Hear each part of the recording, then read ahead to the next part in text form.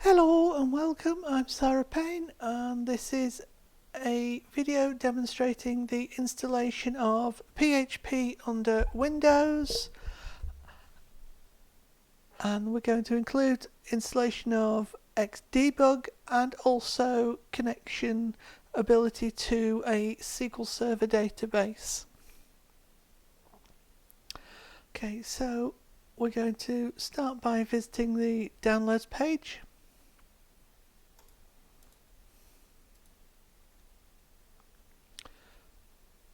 Oops, that's why has that gone to VS Code? Oh, that's right, yeah. VS Code is just an extra that you can install if you want to that makes viewing and editing INI files, which we need to do later, far easier. It's not essential, it just makes it easier. Install it if you wish. So now we're going to visit the PHP downloads page. There are various options here. You need to make sure that you choose the thread safe option unless you really know what you're doing with the non-thread safe, and also you need to make sure you pick either the 32-bit or the 64-bit.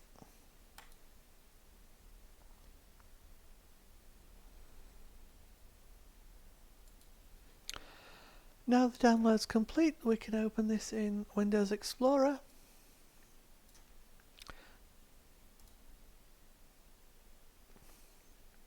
And we need to extract the files. So extract all, extract.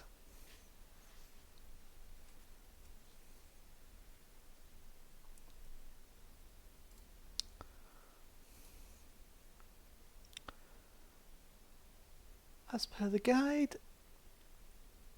there are a couple of jobs to do now. The first is that we need to rename this folder to just a plain PHP. Inside this folder there is a file called PHP Ini development. We need to make a copy of this and then we need to rename it.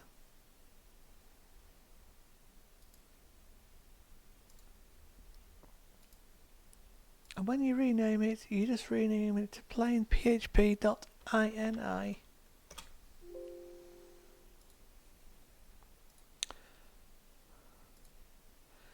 Then you can just drag and drop that over your local C drive.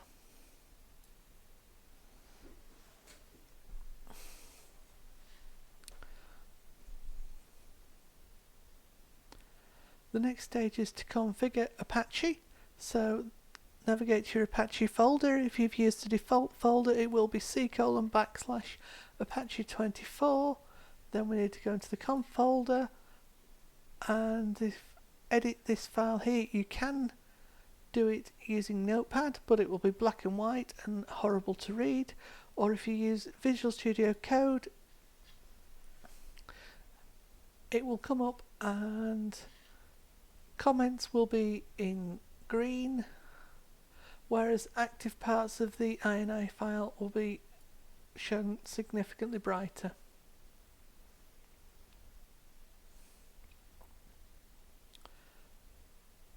There are a couple of changes we need to make in here. This needs to go at the bottom, and also we need to make sure that the server name is set to localhost 80. If you're on a live server, that would obviously be different. It would be depending on the server you are using, but if you're doing local development, which is what I'm trying to demonstrate here, you do want to have that set to localhost on port 80. So we go all the way down to the bottom and you can just copy paste that in.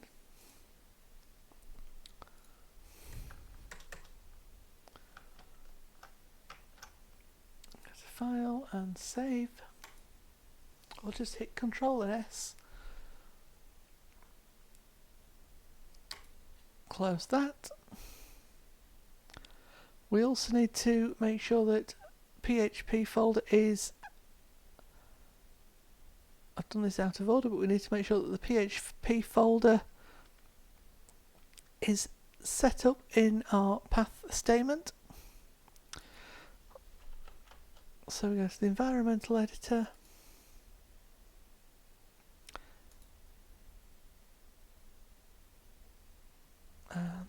path, edit, new, browse.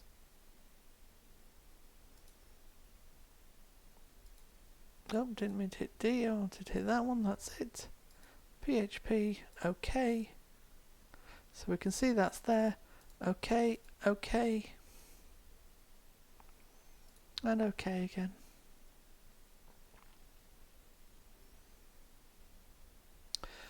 Now we need to configure the actual PHP itself. So we come to our PHP folder.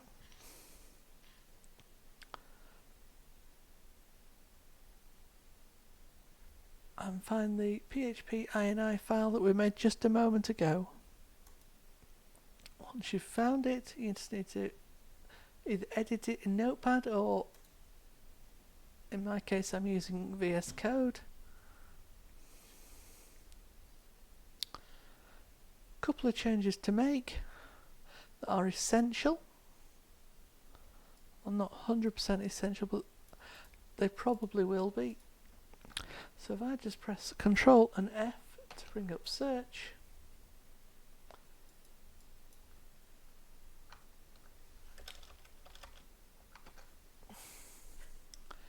I need to remove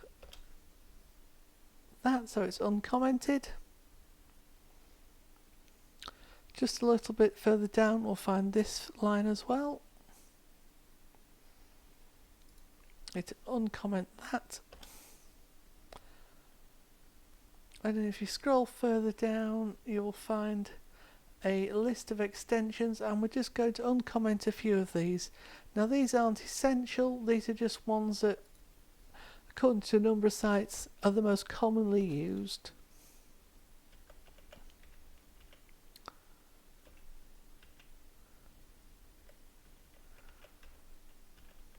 You could do any or none of these, it really doesn't matter, they're just ones that are likely to be useful to the majority of people.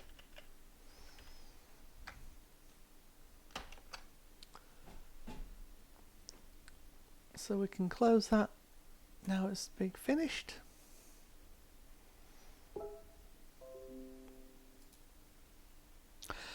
So now we need to test it in the command prompt. So type in cmd into your search, and then just php-v. Give it a second and it will turn out your version number and the copyright messages. So that's all installed and working. The next stage is to restart the Apache server. So for that we come down to here, type in services, or just serv for short.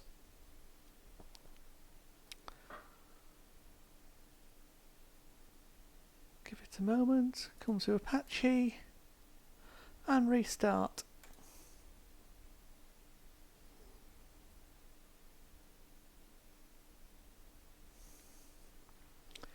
Okay, so that's set us up with PHP, and we'll do a quick extra demonstration now to show this in a web browser. Reopen VS Code. Close that because we're finished with that. File, new.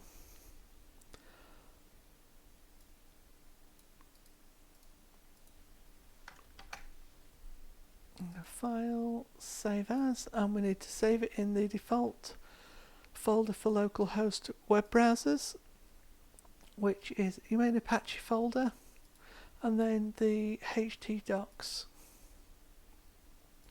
and just call that info.php. You can call it anything you like so long as it has the PHP extension. And if we now go to a browser, type in localhost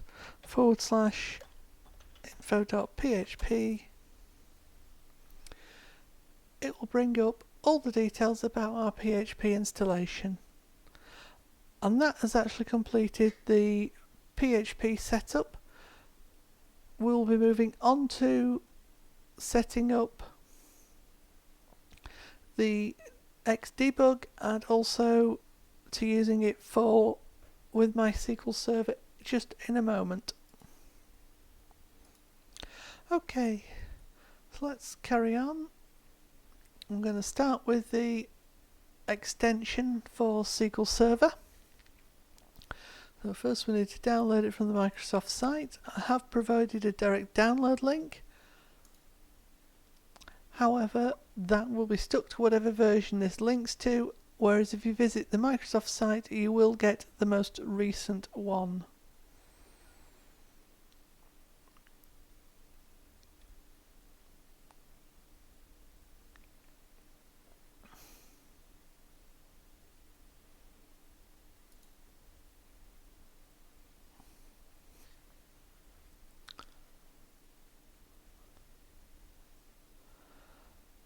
Okay, so that's already downloaded.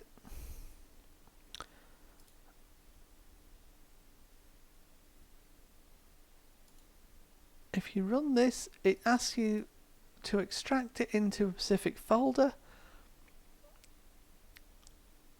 If you're unsure where, we can come back to it here, and it does tell you on the blog exactly where, so it's got to go into the PHP ext folder. So browse,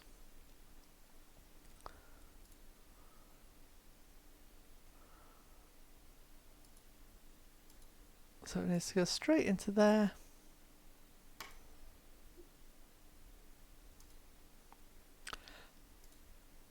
And if we do look at that ext folder now, we can see that we have all of these extensions from Microsoft.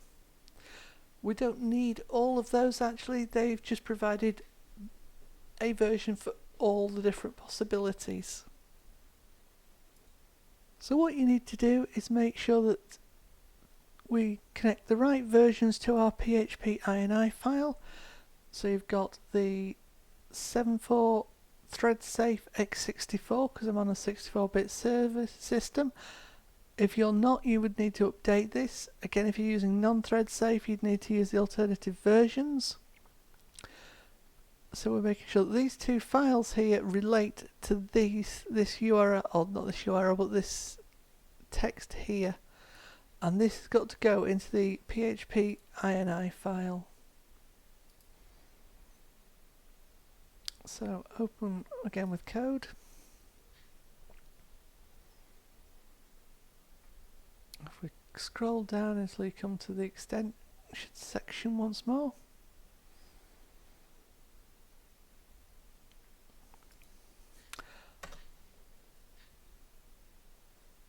Because we've already enabled that ext folder as the extensions folder, we don't need to specify a path here. If we hadn't done that stage, you would have to put the full path in here.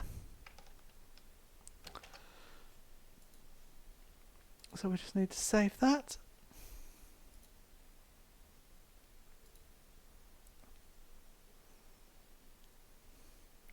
And now we're on to installing Xdbug.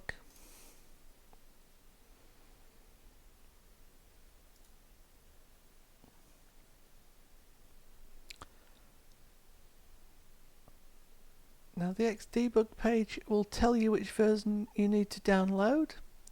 And to do this we need to go back to our localhost file, but not in the web browser, in the command prompt again.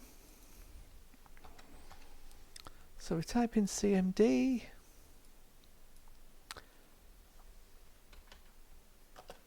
php-i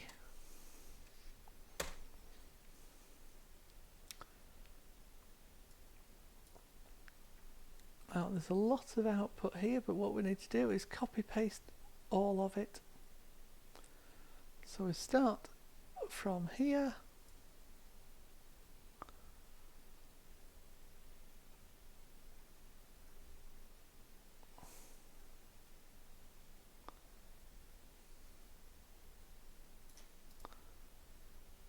And then we paste this output into here.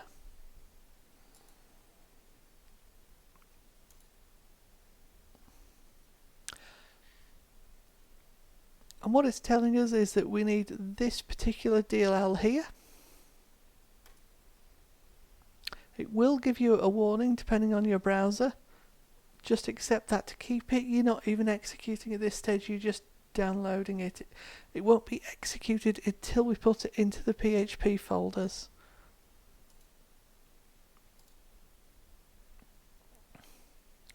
Okay, so that's now downloaded.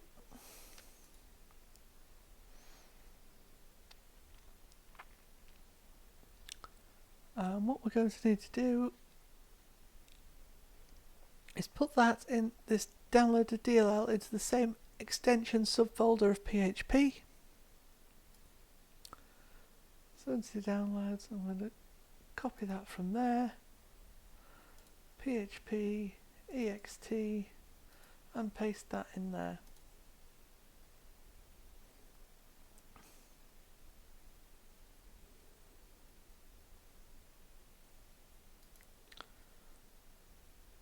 You don't need to rename this, I'm just getting the file name. Because then we need to come back to the main PHP folder, edit the INI again.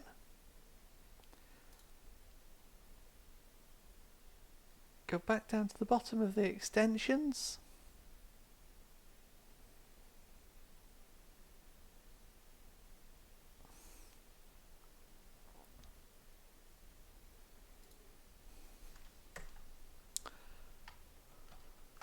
And we can just put that in there. You can also provide a fully qualified path, as you can see here. It is exactly the same because we've already enabled the extension path higher up in the file. It's the same thing.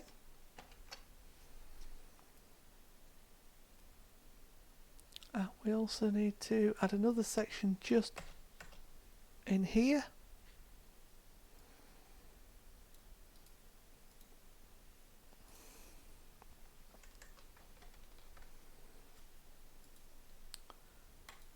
Save those changes.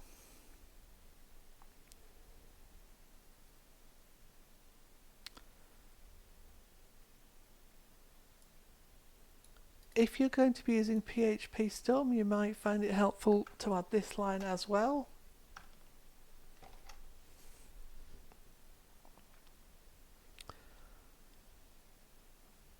And now, just like before, we're going to go back to the command prompt. I'll open a new window so it's clean.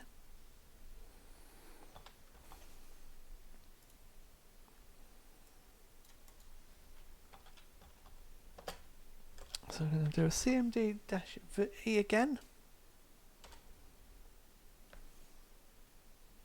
Oh, not cmd, php-v.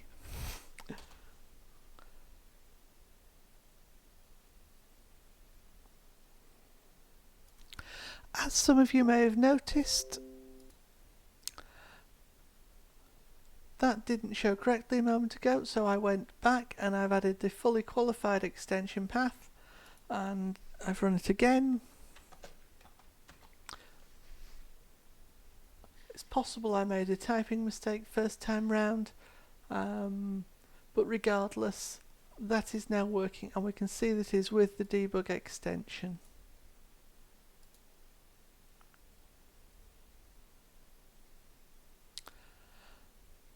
And once again, if we go back to the browser, we'll be able to see exactly the same thing reflected. So localhost /info.php. Oh, my apologies, that does take a restart, or at least a restart of Apache.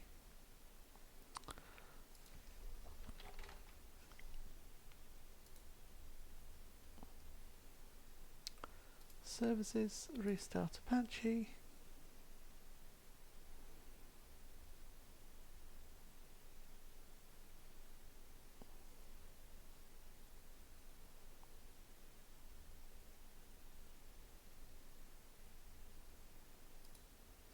Once Apache is restarted, I refresh, and we're now with the Xdbug.